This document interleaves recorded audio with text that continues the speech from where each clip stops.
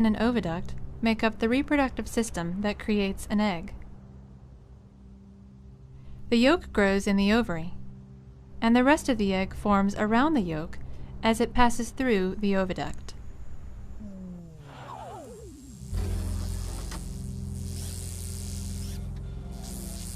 Most females have 2 ovaries, but birds are unusual and have only 1. A hen's ovary rests against the back body wall, just to the left of the spinal column. The oviduct begins at the ovary, folds back and forth upon itself, and leaves the hen's body through the vent, just below the tail. The ovary and the oviduct occupy a surprisingly small space within the body of the hen, only a few cubic inches.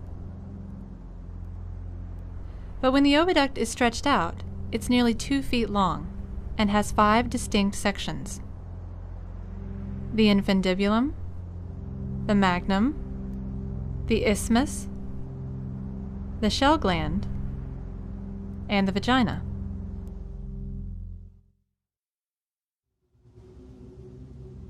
When a hen is actively laying, nutrients from the food she eats are converted into the building blocks of egg yolk.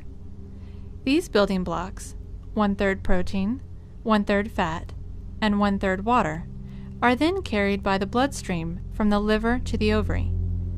In the ovary, tiny tissue bags called follicles fill with yolk and grow. The largest follicle on the ovary will release the yolk of the egg the hen will lay tomorrow, while the next largest will produce the next day's yolk, and the next largest will yield the next day's yolk, and so on. In 1 to 2 weeks, a follicle grows from less than 1 millimeter in diameter to the mature size of 25 millimeters. When a yolk matures, the follicle ruptures along a line relatively free from blood vessels, the stigma, and the yolk is released.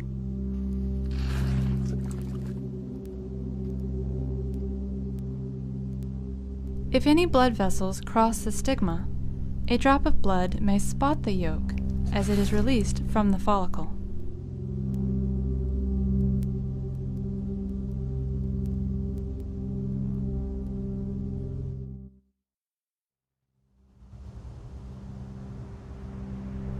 Called the infundibulum, the funnel shape